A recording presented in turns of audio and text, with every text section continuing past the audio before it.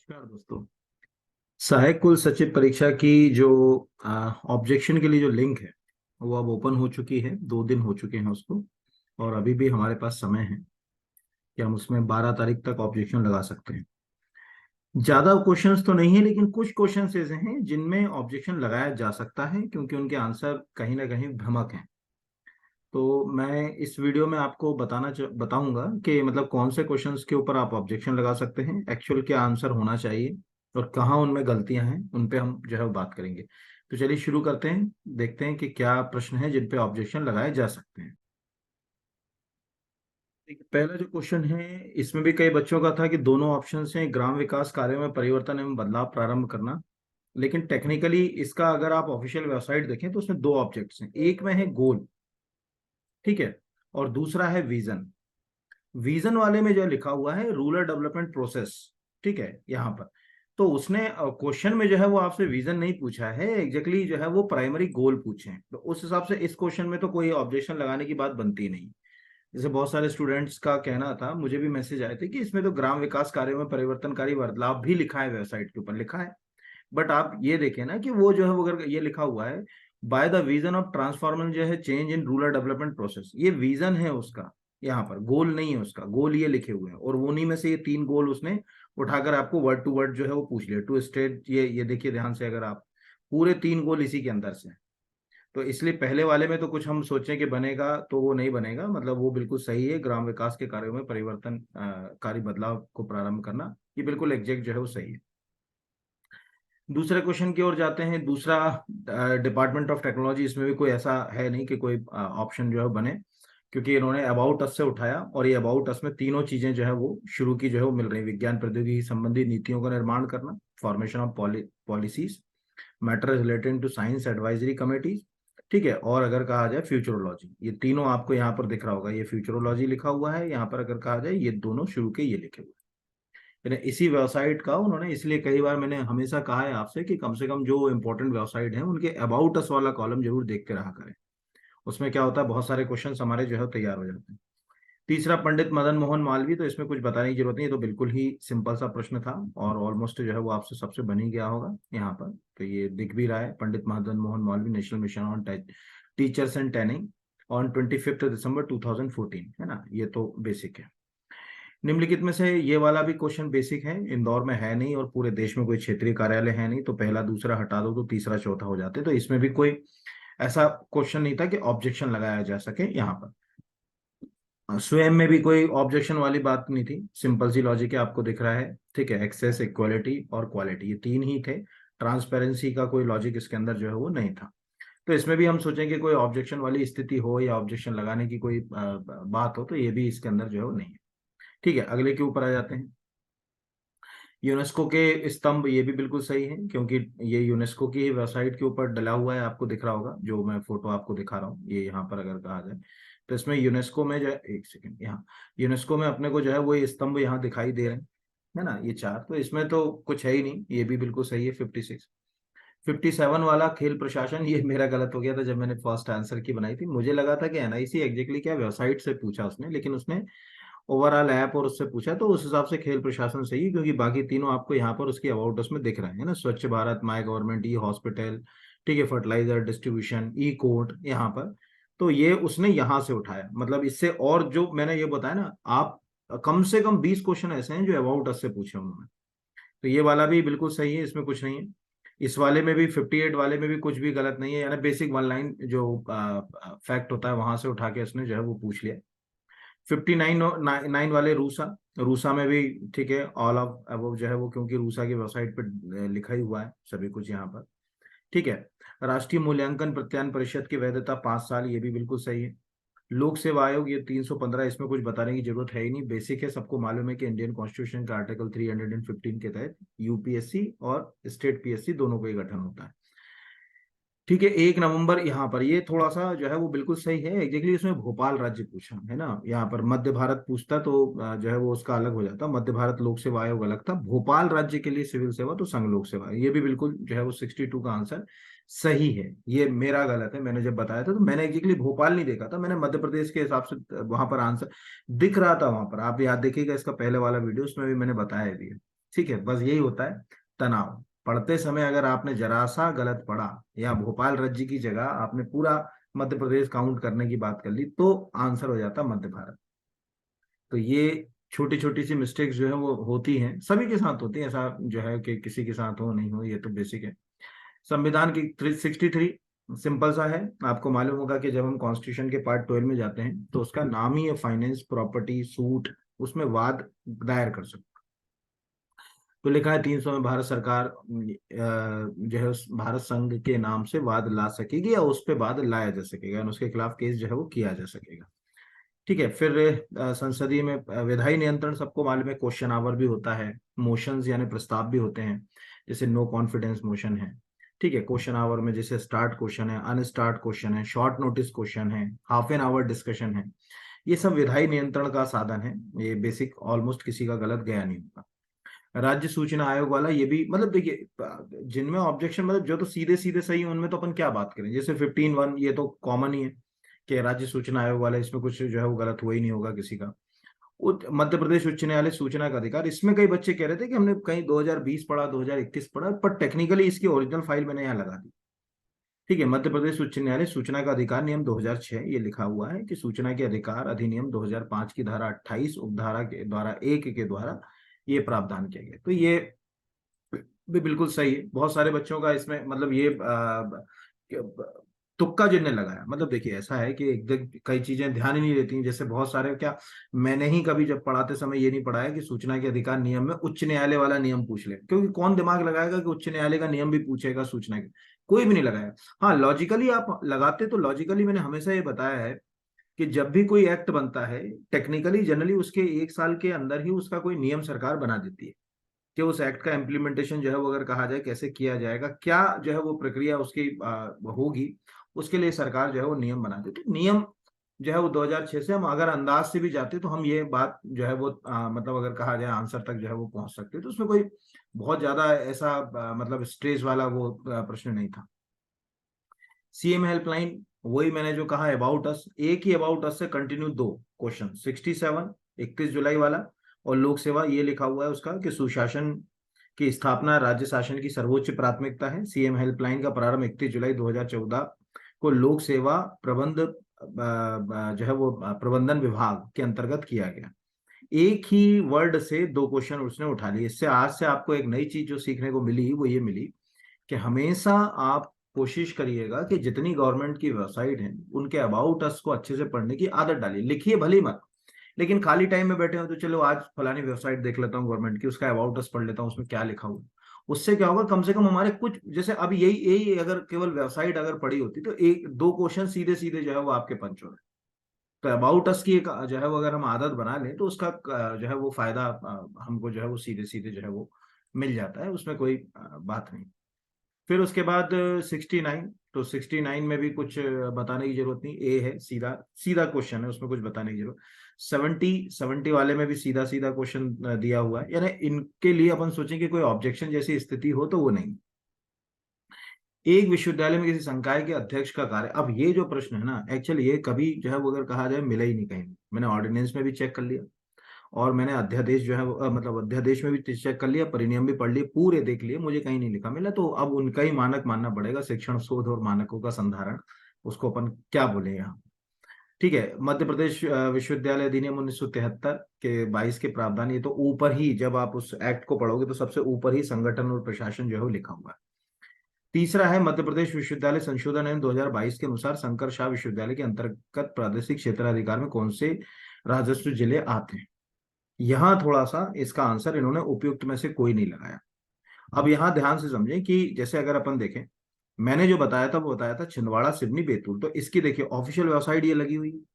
अब यहाँ लिखा है मध्य प्रदेश विश्वविद्यालय संशोधन 2022, 29 सितंबर 2022 को राज्यपाल की अनुमति प्राप्त हुई, और इसमें ये देखिए राजा शंकर शाह में छिंदवाड़ा सिवनी बालाघाट तो लिखे हुए हैं। अब उस हिसाब से तो ठीक है कि यार छिंदवाड़ा सिवनी बालाघाट लिखे हुए हैं तो बैतूल तो है नहीं, लेकिन जब हमने विभागीय प्रतिवेदन पढ़ा मध्य प्रदेश शासन का, उसको तो कोई गलत नहीं कह सकता क्योंकि वो तो विधानसभा में प्रस्तुत होता। तो अगर हम यहाँ विभागीय प्रतिवेदन, ये विभागीय प्रतिवेदन है मध्य प्रदेश शासन, इसमें अगर हम जाएं तो जैसे ही हम इस विभागीय प्रतिवेदन के अंदर बैतूल डिस्ट्रिक्ट की ओर जो है वो एंट्री मारते हैं, जैसे यहाँ से हम चले गए, ये विभागीय प्रतिवेदन के अंदर आप देखिए जिले दिए हुए हैं, तो यहाँ हम ये नीचे जा रहे हैं। एक सेकंड में इसमें थोड़ा सा दिखाता हूँ, यानी जो ओवरऑल जिले हैं ना उनके ऊपर जा रहे हैं हम। एक सेकंड, धीरे धीरे अपन सीधे नीचे, या एक सेकंड होल्ड कीजिएगा, 1 मिनट होल्ड कीजिएगा। देखिए यहाँ अगर अपन जाने, लिखा ना पंडित जवाहरलाल नेहरू कॉलेज बैतूल छिंदवाड़ा विश्वविद्यालय, ठीक है, नंद किशोर सिंह पटेल बैतूल छिंदवाड़ा विश्वविद्यालय, महात्मा गांधी कॉलेज जो है अगर कहा जाए छिंदवाड़ा विश्वविद्यालय, ठीक है, पंडित द्वारिका दास साइंस कॉलेज छिंदवाड़ा विश्वविद्यालय। अब आप जो है यहीं उलझा रहे हो बच्चे। यहाँ तो ठीक है, हमारे 2 जिले तो फिट फिट हो रहे हैं, छिंदवाड़ा सिवनी ये लिखा हुआ है, छिंदवाड़ा सिवनी, अब यहाँ बालाघाट लिखा है, लेकिन जब आप प्रशासनिक प्रतिवेदन पे बैतूल दे रहे हो कि ये बैतूल में के डिस्ट्रिक्ट के ये जिले छिंदवाड़ा यूनिवर्सिटी में आते हैं, तो उस हिसाब से तो ये क्वेश्चन ही जो है वो अगर कहा जाए गलत हो गया। उस हिसाब से इसका जो आंसर टेक्निकली अगर कहा जाए, जो आंसर जैसे यहाँ अपन जाए, तो इसका आंसर क्या होना चाहिए, इसका छिंदवाड़ा छिंदवी बैतूल भी होना चाहिए, और उपयुक्त में से कोई भी, मतलब यहाँ पर 2 ऑप्शन उसको देना पड़ेंगे, या तो डिलीट करो, क्योंकि जिसने छिंदवाड़ा सिवनी बैतूल लगाया वो भी सही है, क्योंकि छिंदवाड़ा सिवनी तो है, बैतूल वाले भी आपको जो है वो अगर कहा जाए प्रशासनिक प्रतिवेदन में दिख रहे हैं, यहाँ पर अगर कहा जाए ये जो है वो कॉलेज जो है वो अगर कहा जाए, तो अब आपको जो डिस्ट्रिक्ट वहां देखिए ऊपर अगर हम जाएं, और ये इसी के ऊपर ये लिखा हुआ है सिटी, डिस्ट्रिक्ट नेम और यूनिवर्सिटी नेम, तो यहाँ लिखा हुआ है ये कॉलेज का नाम हो गया, सिटी हो गई, ये डिस्ट्रिक्ट का नाम हो गया बे और यूनिवर्सिटी का नाम, तो राजा उस हिसाब से तो जो है वो आपका कहा जाए उलझन है कि क्या कहना चाह रहे हो। बाकी इस वेबसाइट के हिसाब से देखें तो आंसर बनाने वाले ने इसके हिसाब से बना यहाँ पर, क्योंकि इसमें जो है वो बैतूल को ये यहाँ पर भोपाल, सीहोर, रायसेन, विदिशा, होशंगाबाद, राजगढ़, हरदा, बैतूल, यहाँ पर बैतूल के अंदर दिख रहे हैं, लेकिन मतलब लेकिन जो आप उच्च शिक्षा विभाग का प्रतिवेदन बना रहे हो उसमें आप क्या बोल रहे हो कि बैतूल जो है उसके जिले भी जो है वो अगर कहा जाए छिंदवाड़ा यूनिवर्सिटी में आता है। तो ये एक ऑब्जेक्शन लगाने लायक है। इसमें ऑब्जेक्शन के लिए 2 तरीके हैं लगाने के। पहला जो है वो ऑब्जेक्शन ये है कि आप मध्य प्रदेश उच्च शिक्षा विभाग का ये प्रतिवेदन का जो है वो फेज जो है वो लगाइए, उससे लगा सकते हैं।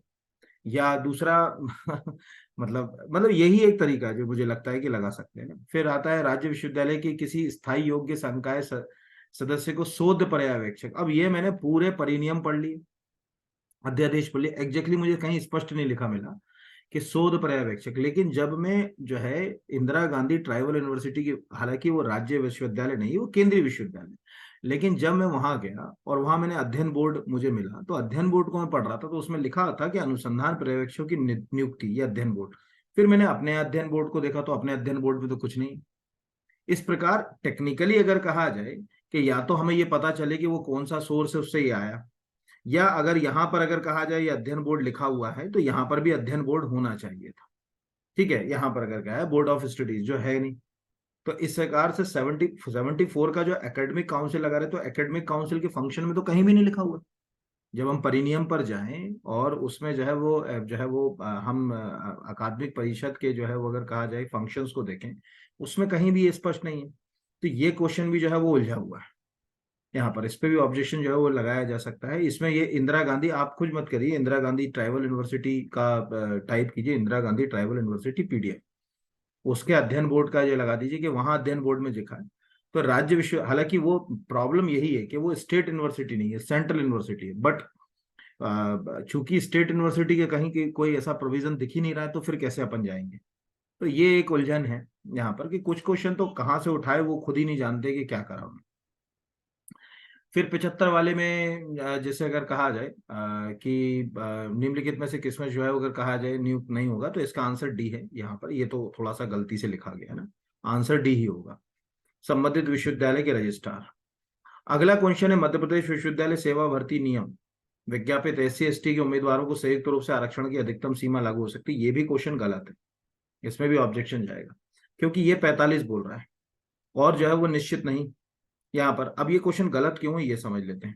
अगर हम मध्य प्रदेश विश्वविद्यालय सेवा भर्ती नियम को पढ़ें, ठीक है, जो 83 में बना था, उसमें ये लिखा हुआ है कि अधिकतम 45% हो सकती है। मैं दोनों दिखाऊंगा आपको, अधिकतम हो सकती, लेकिन उसमें संशोधन हुआ 2000। पहले तो देखिए, इसको मैं रोक के आपको 2 मिनट पहले दिखा देता हूं यहाँ पर। ये है मध्य प्रदेश विश्वविद्यालय अधिनियम 1973 के तहत राज्य विश्वविद्यालय सेवा भर्ती नियम है ना, 1983।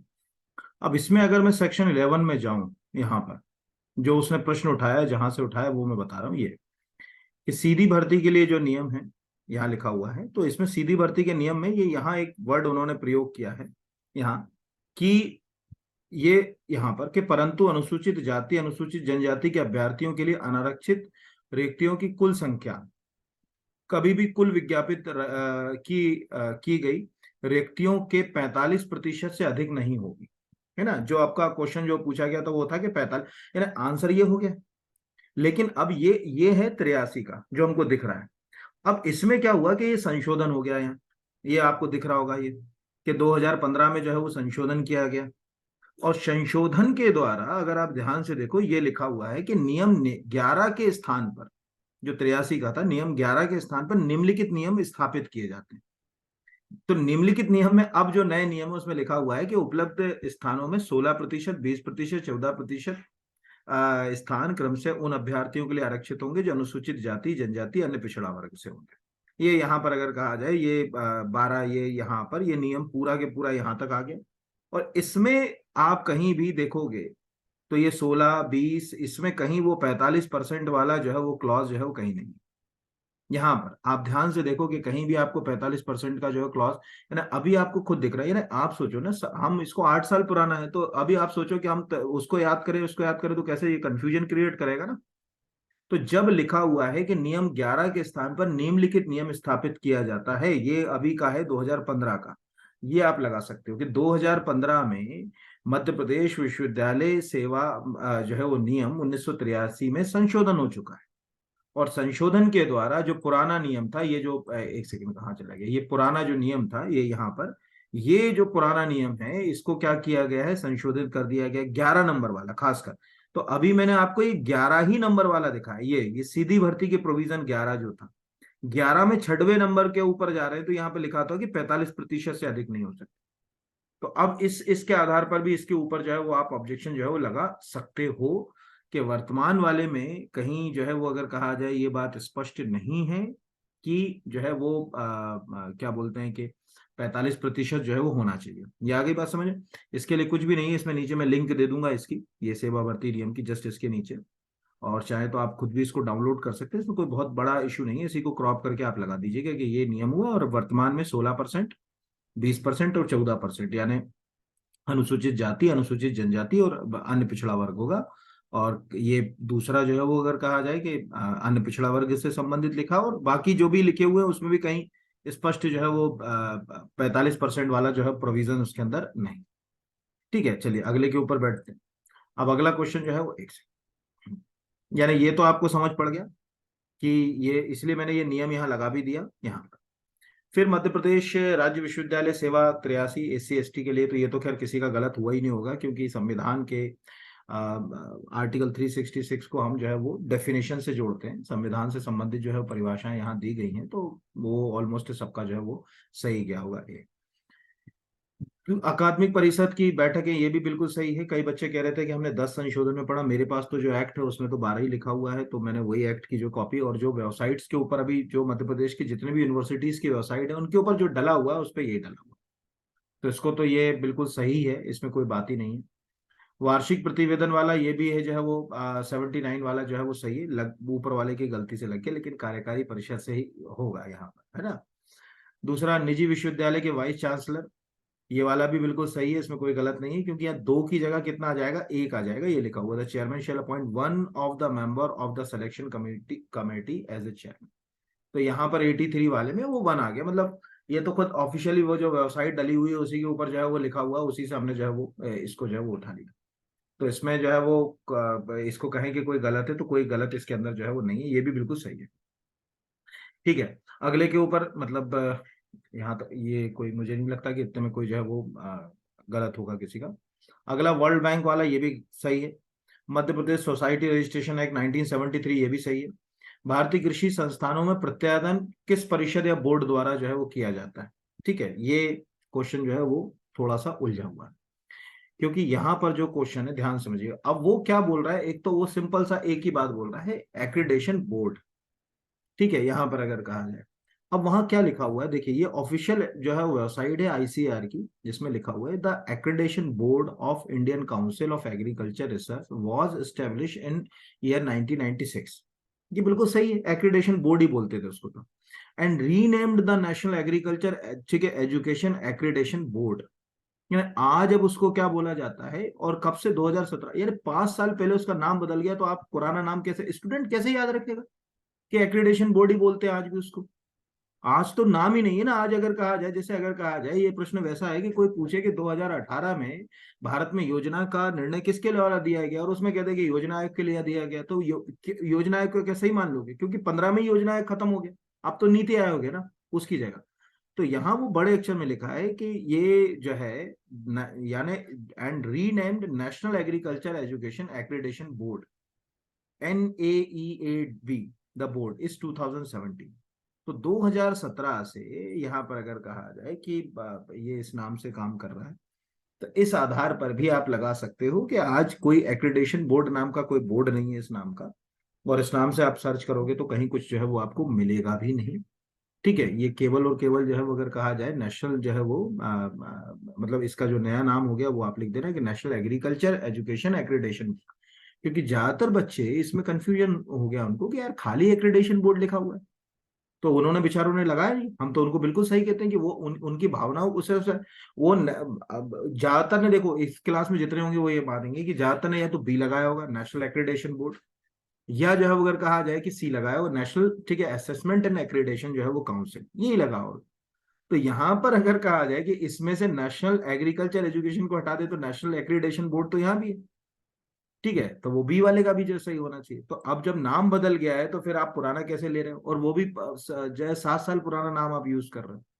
ठीक है, तो ये 83 में भी आप ये लगा सकते हैं, ये स्क्रीनशॉट भी लगा सकते हैं, खुद भी जो है वो अगर कहा जाए आईसीआर एक्रेडिटेशन पर जाके ढूंढ सकते हैं, ना मिले तो कमेंट करेंगे तो नीचे लिंक शेयर कर देंगे हम उसके। फिर जो है वो बाकी तो जो है वो कोई क्वेश्चंस में कहीं कोई उलझन नहीं है। जैसे 84 है तो 84 का बिल्कुल सी जो है वो सही है। ठीक है, 85 है तो 85 का बी जो है वो सही है। इन क्वेश्चन में जाने अगर कहा जाए कि कोई मेहनत नहीं। ठीक है, मध्य प्रदेश राष्ट्रीय अध्यापक अध्यापन परिषद 86 जो है वो अगर कहा जाए, ये भी बिल्कुल सी जो है वो सही है। 87 जबलपुर, ये लिखा ही हुआ है कि जोनल, ये पूरा मैंने लगा दिया। वैसे तो ये सबका सही, मतलब तुक्का भी लगाया होगा तो जबलपुर ही लगाया होगा, तो ये बिल्कुल सही है यहाँ पर। 88 वाला, ये मेरा गलत हो गया। गलत हो गया का मतलब मैंने आंसर सीट में तो सही दिया, पर मुझे दुख होता है कि मैंने जब अपने बच्चों को पढ़ाया था तो ये मैं पढ़ा नहीं पाया। मैंने उनको इंस्टीट्यूशंस पढ़ा है, लेकिन मैं कभी पढ़ा नहीं पाया कि यूनेस्को, मतलब ऐसा इतना पुराना क्वेश्चन भी लिंक हो सकता है, वो मेरे दिमाग के नीचे लाया। तो कई बार मुझे दुख भी होता है कि यार एक क्वेश्चन जो है वो मैं पढ़ा देता तो शायद मेरे बच्चों को ही ठीक हो जाता। ओवरऑल तो यहाँ पर ये दिख ही रहा है कि इसके अंदर जो है वो कि भारतीय जो है वो, मतलब Indian institute of technology Mumbai की स्थापना, ठीक है, यूएसएसआर के सहयोग के उपरांत करते हुए यूनेस्को की सहभागिता से हुई, ये तो बिल्कुल सही। तो इसमें कुछ ऐसा नहीं है कि जो अपने को दिक्कत जो है वो आए। ठीक है, IISER भोपाल में है, ये भी बिल्कुल सही है। एडवांस जो है वो मटेरियल एंड जो एम्प्री, मतलब इसको advance material and process research institute बोलते हैं, हम तो एम्प्री बोलते हैं क्योंकि वो भोपाल में हो तो इसी के पास है। रीजनल रिसर्च लेबोरेटरी बोलते हैं। मैंने फिर वही बोला कि अगर आप केवल और केवल अबाउट अस कॉलम पढ़ लेते, अबाउट अस, तो भी आपके बहुत सारे क्वेश्चन जो है वो सही हो सकते हैं। ये अबाउट अस में लिखा हुआ है उसके। विश्वविद्यालय के वित्त और संपत्ति का नियंत्रण का अधिकारी कार्यकारी परिषद, ये भी बिल्कुल सही है। ठीक है, वही देखेगी पूरा के पूरा, इसमें कुछ लगाने वाला नहीं है। विश्वविद्यालय की प्रशासनिक भी रजिस्ट्रार रजिस्ट्रार ही देखता है। आप में से ज्यादातर जो भी इनका अच्छा गया है वो बनेंगे ही बनेंगे, तो कल को जो है वो असिस्टेंट रजिस्ट्रार से रजिस्ट्रार ही बनेंगे। कोई भी प्रशासनिक प्रक्रिया यूनिवर्सिटी की ओर से रजिस्ट्रार के ही द्वारा चलाई जाती है। एक ही परिनियम से धड़ाधड़ 3-4 क्वेश्चन उठा लिए, ये भी गलत है, ऐसा नहीं करना चाहिए। यहाँ पर विश्वविद्यालय की निधि संपत्तियों का प्रबंधक जो है वित्त अधिकारी होता है, ये मैं आपको बता चुका हूँ, इसलिए मैं ये वो परिनियम दिखा नहीं रहा। नहीं तो चाहता तो मैं यहाँ पर, ये मैंने खोल रखा है, यहाँ शायद मैंने बंद कर दिया अभी। वो परिनियम मैंने उस दिन, जिस दिन ये पहली बार बनाया था, उस दिन भी मैंने ये बता दिया था कि एक ही परिनियम से उठाए, तो वित्त अधिकारी इसमें भी है। यूजीसी वाले बहुत सारे बच्चे बोल रहे हैं कि इसमें जो है वो दिसंबर भी होगा, टेक्निकली अगर कहा जाए तो नवंबर ही होगा। इसमें आप ऑब्जेक्शन लगाओगे कोई बदलाव नहीं होगा, क्योंकि उसने बड़े अक्षर में संवैधिक निकाय पूछा है, स्टेटूटरी इंस्टीट्यूशन के रूप में। उसने ये नहीं पूछा कि यूनिवर्सिटी जो है वो यूजीसी कब बना। तो यहाँ लिखा हुआ है, ये लिखा है जो है ये यहाँ पर कि यूजीसी बना 28 दिसंबर 1953, but the UGC honour the formally establish only the November 1956 as a statutory body. तो टेक्निकली अगर आप ध्यान से देखें इस प्रश्न को, इंग्लिश में पढ़ाऊं तो ज्यादा अच्छे से समझ पड़ेगा आपको, कि जो लाइन उसने उठाई वो यहां से सेम के सेम लाइन उठाई उसने, ये ध्यान से, ठीक है। यहाँ पर when was UGC formally establish as a statutory body of government of India, ठीक है। यहाँ पर तो वो ये अगर अपन यहाँ चले गए, ये लिखा हुआ, ठीक है। तो ये लिखा हुआ है कि in November 1956 as a statutory body of government of India, यहाँ पर तो उस हिसाब से नवंबर 1956 को गलत कहना गलत ही होगा, है ना, ये गलत नहीं है। 95 वाला वित्त अधिकारी फाइनेंस जो है ये भी बिल्कुल सही, मैंने जो कहा कि एक ही जगह के, और ये इसके पहले जो मैंने पहला आंसर की बनाया था सबसे पहले, उसमें ये मैंने बता दिए थे इसके परिनियम की फोटो भी, इसीलिए इसमें फिर से मैंने वो सोचा कि क्यों अपन उसमें समय अपना लगाएं। तो 95, 96 बी बिल्कुल सही है। 97 वाला भी जो है वो अगर कहा जाए ए सही है। बजट के ढांचे वाला 98 वाला भी जो है वो ए कार्यकारी एग्जीक्यूटिव जो है वो काउंसिल ही देखेगी, ये भी सही है। यहाँ पर अगर कहा जाए ये ए सेट है जो मैं बता रहा हूँ आपको, है ना। विश्वविद्यालय के आय व्यय की समीक्षा का कर्तव्य वो जो है वो 99 में वित्त अधिकारी वो वित्त समिति करेगी, ये भी बिल्कुल सही है। परिनियम तैयार करते समय विश्वविद्यालय की सबसे अच्छी विधियां, ये बच्चे कई बच्चे कंफ्यूज हो गए कि ये जो है वो 100 वाला इसको इसका क्या होगा, तो ये लिखा ही हुआ है कि परिनियम, है ना, विश्वविद्यालय का प्रथम परिनियम समन्वय समिति के द्वारा तैयार किया जाएगा। समन्वय समिति इसके पश्चात आने वाली रीति से परिनियम पारित करने के लिए समय समय पर बना सकेगी। जो भी परिनियम होंगे वो कहीं ना कहीं जो है समन्वय कोऑर्डिनेशन कमेटी का ही उसमें जो है वो बहुत कंट्रीब्यूशन होगा या योगदान होगा। फर्म के वित्तीय स्रोतों, तो ये तो आपको फाइनेंशियल मैनेजमेंट ऑलमोस्ट सबको मालूम है कि कुछ भी इसमें ऐसा नहीं है कि किसी का, ये हमने ये आगे तो पूरे क्वेश्चन मतलब 2-3 को छोड़ दो तो पूरे वो जो आंसर की अपन ने एक रफली बनाई थी ना उस दिन, उसी के है, कोई अंतर नहीं है ना। फाइनेंशियल मैनेजमेंट वही के वही है, उसमें कोई ऐसा नहीं कि यहाँ पर लाभ और व्यवसाय, ये तो बहुत बेसिक है। यहाँ पर 102 वाला ये भी ऑलमोस्ट सबका ही से जो है वो सही गया है ना, इनमें कहीं कोई गलती नहीं है। लचीला बजट, ठीक है, व्यय और लागत दोनों को लेके चलना पड़ेगा। अर्थव्यवस्थित, ये भी उस दिन मैंने जब पहली आंसर की बनाई थी तो बताया था कि करारोपण, अनिवार्य ऋण, मुद्रा प्रसार सभी करना पड़ेगा, उनकी हालत खराब है यहाँ पे, ठीक है। अंकेक्षण जो है अगर कहा जाए का सही कथन कुछ चुनिए, तो सभी कुछ कर रहा है, यानी 105 वाला भी सही, इसमें कोई गलत नहीं यहाँ पर, है ना। महालेखा परीक्षक 148, इसमें बताने की जरूरत नहीं।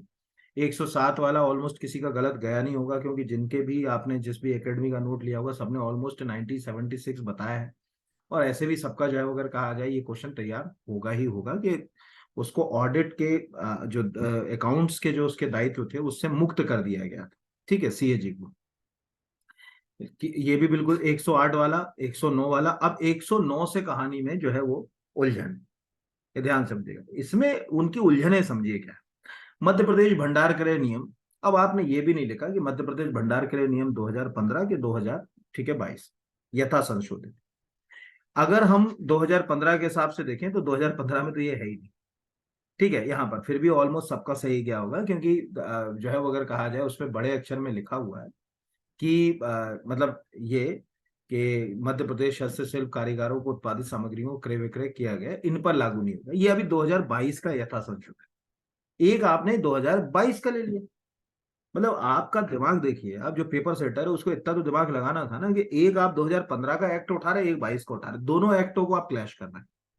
बच्चा समझ ही नहीं पाए कि क्या हो रहा है। ये 22 में ये लिखा हुआ है, 15 में ये उल्लेख सीधा सीधा नहीं है।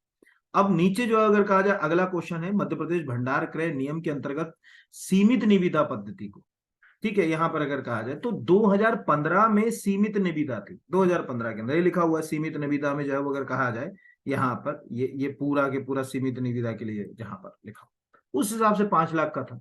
बट 2022 का जो एक्ट आया अमेंड होकर, उसमें तो कहीं सीमित निविदा की बात ही नहीं है, कहीं भी सीमित निविदा की बात नहीं, उसमें जगह मतलब सीमित निविदा को हटा ही दिया गया। तो आप अपने ही आंसर को क्लैश कर रहे हैं, ऊपर लिख रहे हैं 15 वाले को और नीचे लिख रहे हैं यहाँ पर। तो अब ये बच्चा भंडार क्रय नियम क्या समझेगा, यथा संशोधित पूछ रहे हो कि पुराना पूछ रहे हो, ठीक है, कब का पूछ रहे हो, है ना। जैसे अगर ये तो वैसा ही हो गया कि एक जगह आपने लिखा कि भारतीय संविधान में अनुसूचियां, पहले लिख दिया 8 और फिर दूसरे वाले में जो है वो 11वीं पूछ रहा है। तो भैया जब मूल संविधान बना था तो 8 अनुसूची थी, अब संशोधित होते होते 12 हो गई। तो तुम करना क्या चाह रहे हो, मतलब ये एक उलझन है ना कि क्या बताना चाह रहे हो। तो यहाँ कम से कम हमने भी टेस्ट सीरीज चलाई, हमने भी इसमें जितने क्वेश्चन दिए बच्चों को, हमने क्या लिखा, मध्य प्रदेश भंडार करे नियम, क्वेश्चन में लिखा है यथा संशोधित 2022, कि बच्चा कंफ्यूज ना हो कि कौन से वाले से प्रश्न कर रहा है, आप अधूरापन लिए हो। तो ये तो क्वेश्चन बेसिक के पूरा 110 वाला तो पूरा टेक्निकली गलत है। 2022 में कहीं सीमित निविदा का प्रावधान नहीं, आप बिल्कुल ऑब्जेक्शन लगाओ इसके ऊपर, यहाँ पर अगर आपको लगाना है तो ठीक है। और 2015 वाले में सीमित निविदा का है, तो जब 2015 के हिसाब से तो ऊपर वाला और नीचे वाला क्लैश हो गया ना आपका, एक 22 का ले रहे हो और एक जो है अगर कहा जाए 15 का ले लो। निम्नलिखित में से मूल्यांकन समीकरण, एक्चुअल तो ये सही है यहाँ पर, ठीक है, सही चित्रण जो है अगर कहा जाए, क्योंकि ये यहाँ पर तो ये मैंने लगा भी दिया। एक्चुअल क्या होता है ना कि ये यूजीसी की वेबसाइट से ना, ये पहला हो गया, ये दूसरा हो गया, ये तीसरा हो गया, तीनों समीकरण है, ठीक है। लेकिन सही चित्रण ये है क्योंकि इन दोनों में आप देखो वैल्यू जजमेंट कॉमन है, ठीक है, ये इन दोनों में, तो यहां से मेजरमेंट उठा लिया और यहां से असेसमेंट उठा लिया और वैल्यू जजमेंट कॉमन कर दी, तो ये बिल्कुल सही है। क्योंकि कई सारे स्टूडेंट ने ये कहा कि साहब ये हमने तो ये वाला पढ़ा है, हम थोड़ी कह रहे कि ये वाला नहीं पढ़ा है, या कुछ ने कहा कि हमने ये वाला पढ़ा हुआ है, ठीक है। तो इन दोनों को मिलाकर जो है, इसीलिए मैंने ये यूजीसी की वेबसाइट से ये लिखा है, इग्नू 2013 है ना, ये इसीलिए जो है वो यूजीसी की वेबसाइट का ये क्वेश्चन मैंने डाला। तो आप इसको भी देख सकते हो, समझ सकते हो, बाकी आपकी इच्छा के ऊपर, अगर आप चाहो कि लगाना है तो वो आपके ऊपर निर्भर करता है, ठीक है। 112 वाला जो है वो अगर कहा जाए कि छात्र की जो ग्रेडिंग प्रणाली, पक्षपात, 112 113 इनमें कोई मिस्टेक नहीं है, ठीक है। शिक्षण प्रक्रिया में शामिल नहीं है प्रचार करना, ठीक है। होलकन सुपर ने शिक्षण के कितने स्तर बताए, यानी इन प्रश्नों में कहीं कोई मिस्टेक नहीं है, ये वन लाइन फैक्ट वाले क्वेश्चन थे 5, ये भी बिल्कुल सही है। निम्नलिखित में से कौन सा अनुसंधान विधियों में शामिल है, नमूना, ये भी बिल्कुल सही है, डी, ठीक है। निम्नलिखित में से सामाजिक संपर्क मॉडल 115, ठीक है, प्रोग्राम मॉडल, ये भी सही है। कक्षा में सीखने वाला अवलोकन अवलोकन और शिक्षण, ये भी बिल्कुल सही है। एनसीईआरटी की स्थापना 1961 में की गई, ये भी बिल्कुल सही है। सत्यता, निष्ठा, गोपनीयता, नैतिक नियम, ये भी सही है। योगात्मक मूल्यांकन नहीं होना चाहिए, क्योंकि उससे बच्चे का जो है अगर कहा जाए सही तरीके से मूल्यांकन नहीं हो सकता। 121, ये भी क्वेश्चन 121, ये सेट ए बता रहा हूं मैं, है ना, वो भी बिल्कुल जो है वो सही है। राष्ट्रीय शिक्षा नीति, कुछ बच्चों ने इसमें मुझे भेजा कि सर ये तो वन जो है अगर कहा जाए ये वाला, एक्चुअल में भी गलत इसमें कर गया क्वेश्चन, मतलब टिक लगाते समय गलती से ये लग गया यहाँ पर, ठीक है। तो ये एक्चुअल ध्यान से समझिएगा, इसमें वो प्रश्न क्या पूछ रहा है। नॉर्मल केसेस में 30:1 है, और अगर कहा जाए कि सामाजिक रूप से वंचित वर्गों के लिए जो है वो 25:1 है, तो उस हिसाब से आंसर सही।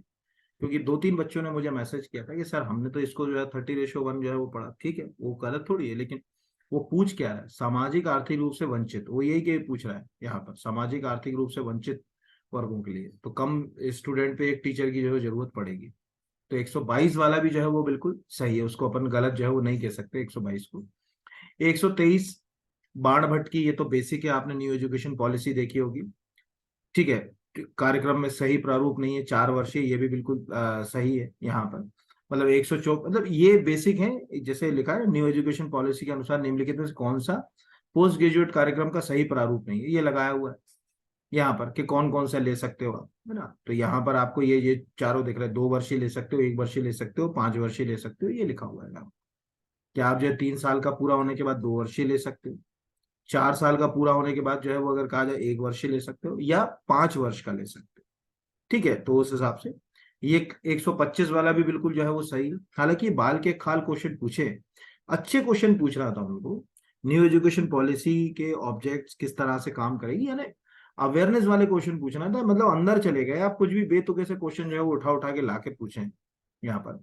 मेरू, इसमें तो ऑब्जेक्शन लगाना ही चाहिए आपको। मुख्य उद्देश्य, यहाँ पर ऐसा जरूरी थोड़ी कि मुख्य उद्देश्य लिखा तो बराबर मुख्य, तो यहाँ पर लिखा हुआ है, यहाँ कहीं नहीं लिखा हुआ है जो है वो अगर कहा, यहाँ लिखा है कि मेरू नामक मॉडल सार्वजनिक विद्यालय की स्थापना की जाएगी, इसका उद्देश्य, मुख्य उद्देश्य तो नहीं लिखा कि इसका मुख्य उद्देश्य और अन्य उद्देश्य है, इसका उद्देश्य गुणवत्तापूर्ण शिक्षा जो उन्होंने लगाया में उच्च वैश्विक मानकों को अर्जित करना, ये देश भर में बहुविषयक शिक्षा के उच्चतम मानक भी स्थापित करेंगे ना, तो बहुविषयक शिक्षा को बढ़ावा देना, ये भी इसका हो सकता है, ये बिल्कुल लगाइए आप, या तो वो ये दोनों ऑप्शन उसके सही जाएंगे, ये ध्यान रखिएगा, ये दोनों, ये इसको मतलब आयोग को बदलना चाहिए इसको बीओडी, क्योंकि कहीं भी उसमें ये नहीं लिखा कि इसमें मुख्य उद्देश्य ये, और ये अगर हाँ ये लिखते कि ये मुख्य उद्देश्य गुणवत्तापूर्ण एवं गौण उद्देश्य बहुविषय, तो हम मान लेते हैं कि यार वर्ड प्रयोग किया मुख्य उद्देश्य, उस हिसाब से तो ये जो है वो फिट बैठ रहा है यहाँ पर। तो उस हिसाब से आप इसको मेरू वाले पे लगा सकते हैं, और इसमें क्यों कोई भी वो नहीं है, सीधे न्यू एजुकेशन पॉलिसी डाउनलोड करिए, 11.11 पैरा पे जाइए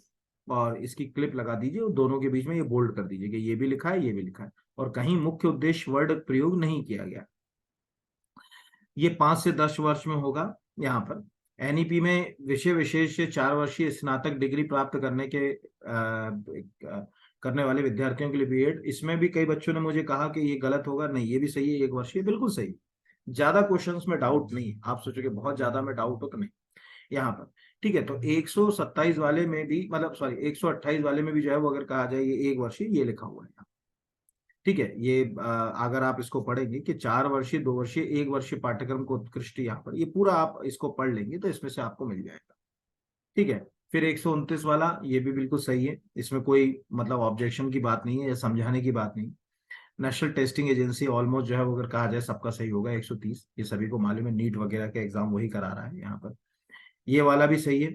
उप सचिव तो कलेक्टर उप सचिव भी होता है ना, डिप्टी जो है सेक्रेटरी लेवल का ऑफिसर होता है, तो उसको तो रखेंगे नहीं इसमें। ये भी 131 भी सही है, 132 भी सही है। क्षेत्र अधिकार संपन्नता आप उसको डाउनलोड करें जो प्रवेश विनिमय वाले को, तो उसमें, और ऐसे भी क्या आर्थिक असमानता के आधार पर हम क्या करेंगे, अलग अलग, मतलब भोपाल में जो है वो अगर कहा जाए अलग फीस लेंगे और जो है कोलार में अलग फीस लेंगे या किसी दूसरी जगह अलग फीस लेंगे, ऐसा तो नहीं होगा ना।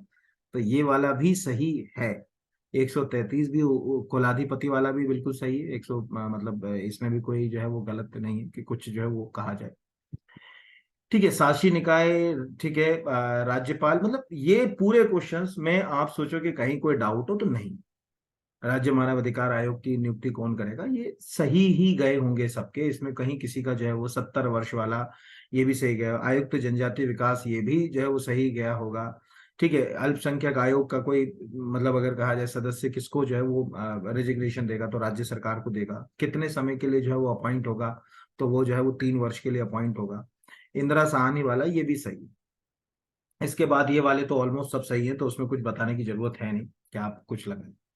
तो ओवरऑल 4-5 क्वेश्चन ही हैं, ज्यादा क्वेश्चन नहीं है। एक मेरू वाला क्वेश्चन है, एक वो जो बैतूल वाला यूनिवर्सिटी वाला क्वेश्चन है, वो वाला क्वेश्चन आप जो है वो देख सकते हो, है ना। और ऐसे 2 क्वेश्चन जो और मैंने बताए हैं वो। ठीक है, इनमें जो है वो हम क्या कर सकते हैं, ऑब्जेक्शन जो है वो लगा सकते हैं। बाकी में तो मुझे नहीं लगता कि कहीं कोई ऑब्जेक्शन की स्थिति है। उन्होंने ठीक ठाक जो है वो सही आंसर जो है वो दिए। ठीक है, तो धन्यवाद। हाँ, अब रही बात कि ऑब्जेक्शन कैसे लगाना है, वो भी समझ लीजिए। आपको कुछ नहीं करना है, यहाँ से एमपीपीएससी टाइप करना है। जैसे एमपीपीएससी टाइप करेंगे वेबसाइट खुलेगी। ठीक है, ये यहाँ पर अगर कहा जाए, नीचे एक क्लिक चल रही है ऑब्जेक्शन लिंक। ठीक है, यहाँ से क्लिक करेंगे इसके ऊपर, ये ऑब्जेक्शन लिंक के ऊपर आपने क्लिक करा, ये ऑब्जेक्शन लिंक। एप्लीकेशन फॉर्म, यहाँ पर अगर कहा जाए असिस्टेंट रजिस्टर एप्लीकेशन, यहाँ से एक्शन के ऊपर जाएंगे। ठीक है, ये जैसे ही गए यहाँ, फिर यहाँ से आप जो है वो एप्लीकेशन नंबर ये सब जो है वो आगे जो है वो करेंगे। मतलब यहाँ से अपना जो है वो असिस्टेंट, ये तो हो गया, एप्लीकेशन नंबर डालेंगे, डेट ऑफ बर्थ डालेंगे। अब ठीक है, वेरिफिकेशन प्रक्रिया करेंगे, और वेरिफिकेशन प्रक्रिया के बाद आगे बढ़ जाएंगे। इस तरह से आप इसके ऊपर जो है वो ऑब्जेक्शन लगा सकते हैं। तो बहुत धन्यवाद आप सभी को, उम्मीद है कि आप ही सबको सफलता मिलेगी। अभी भी कई बच्चे मुझसे प्रश्न करते हैं कि इसमें कट ऑफ कितना जाएगा, और मैं उनको एक ही बात बोलता हूँ कि इसमें पद इतने कम है कि अगर कोई कहता है कि कट ऑफ इतना जाएगा, तो ये कहीं ना कहीं इसके लिए सही आंसर नहीं। क्योंकि ना के बराबर जब 1 या 2 वैकेंसी होती है, तो उसमें कट ऑफ का निर्धारण करना बिल्कुल संभव नहीं हो पाता। चलिए, तो बहुत धन्यवाद आप सबको, और कोशिश करिए, प्रयास करिए, ईमानदारी से मेहनत करिए। आगे भी बहुत सारे एग्जाम्स हैं, उनके लिए प्रयास करते रहिए। धन्यवाद आप सभी को।